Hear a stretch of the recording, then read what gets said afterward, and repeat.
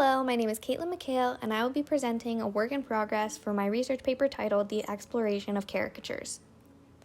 This is an analysis on Bernini's caricature of Scipione Borghese in comparison to Francesco Albani's A Company of Artists Watching a Mountebank Show. On the left is an image of Bernini's work, and Francesco Albani's is on the right. For this paper, these two artworks will be compared on their compositions, the artist processes, and their historical contexts. Starting with Gian Lorenzo Bernini, he created this caricature as part of his process in creating a marble bust of Scipione Borghese. This caricature is quick, simple ink marks that encapsulate the stoic personality of Cardinal Borghese. The lines are connected in specific areas, such as the eyebrows running into the nose, and Bernini seems to draw these most important pieces and not focus on any outlines or clarification. This piece is attributed to Francesco Albani and depicts a group of artists from the Carracci Academy attending a mountebank show. According to Katarzyna Marowska-Muthesius, this piece is said to be created by Francesco Albani because he had the most connections with all of the artists drawn in the caricature. Malvasia also used Albani as a confidant to get insider information, and many of the nicknames that Albani gave to these artists match their depictions in the caricature, such as the one character who has a large nose on the right. In contrast to Bernini's caricature, this piece is drawn in red chalk, and the figures have more defined features and outlines. There are also multiple figures and a sense of a background, as we see performers on the stage in the back. Bernini's process of creating his pieces was very different from others during this time. Bernini would often use multiple sessions with his subjects where he would create quick sketches, just like the caricature, or clay models. He used these tactics to get general compositions, movement, and emotion. When Michael Cole discusses Bernini's artistic specialties, he highlights these aspects by commenting on Bernini's unworldly ability of capturing face, mood, even gesture. Bernini would also carve his marble statues from memory. He would use these sketches and clay models as reference, but wouldn't carve his projects in front of his subjects because he didn't want to be accused of copying. As mentioned previously, the creator of the Company of Artists Watching a Mountebank Show is presumed to be Francesco Albani. Albani and the other artists in the caricature all attended the Carracci Academy. This academy was very different from others during this time. In a research article by Gail Feigenbaum, she defined these differences. Firstly, it was run by brothers Ludovico and Augusto Carracci with their cousin Annabelle Carracci.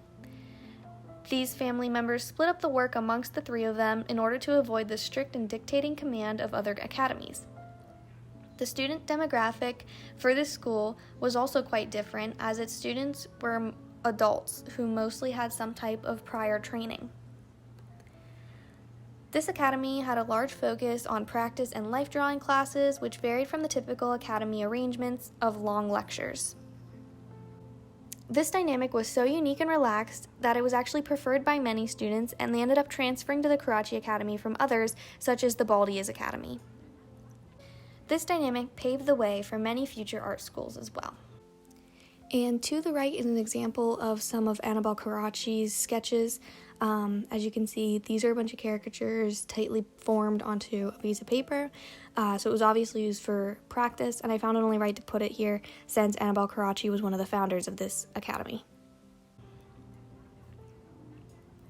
In the general context of the 17th century, caricatures held little importance. In some academies, such as the Carracci School, caricatures could be used to determine if a student is worthy of attending the academy, as well as have a significant role in practice. However, sketches in general held very little importance. Anne Sutherland Harris stated that Michelangelo had made roughly 300 to 400 sketches for the Sistine Chapel, and only 65 pieces had survived. These were only seen as practice and would often be thrown away, and wouldn't hold any significance until fame was achieved. For Bernini's caricature of Scipione Borghese, it was more of a step in his overall process. It held little significance on its own, but according to the article by Michael Cole, Pope Urban VIII marveled over the realism found in Bernini's sculptural skills. On a portrait sculpture of Pedro de Foy Montoya, the Pope stated that both Montoya himself and the sculpture should be referred to as Monsieur Montoya. This implication was stating that the statue looked so realistic that he couldn't tell the two of them apart. This realism couldn't have been achieved without the personality and emotion that Bernini was able to capture in his caricatures. In Francesco Albani's A Company of Artists Watching a Mountebank Show, it was most likely created out of friendly spirit. There doesn't seem to be any larger significance surrounding this piece or any part of a process. However, it was one of the first caricatures to be discovered in Bologna art. This piece may not have held significance at the time, however, it assists today in contextualizing artists during this period. With this research, I have concluded some distinctions about these caricatures in this time period. The first one being the definition of caricature. The definition of caricatures during this time was very broad. It was basically any type of setup with subjects with exaggerated features. In Bernini's, we see a lone character with very few ink marks and very little outline. And in Francesco Albani's, we see multiple figures with more defined features. These caricatures were also just a part of a process. Especially for Bernini, these were ways for him to capture general attributes of his subjects' appearances. And in the Carracci Academy, these caricatures were ways for the students to practice their drawing and observation skills. These caricatures were so important in the 17th century society that they would often just be thrown away because they were never seen as a product, just a practice. However, they would eventually gain popularity and end up becoming the staple that they are in today's society.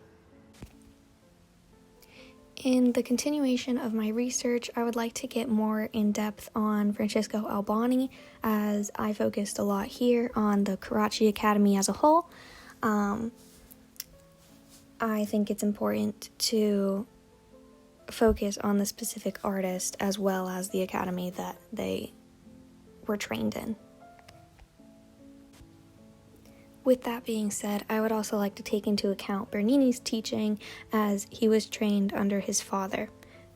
Perhaps his training led to him creating these caricatures. Thank you.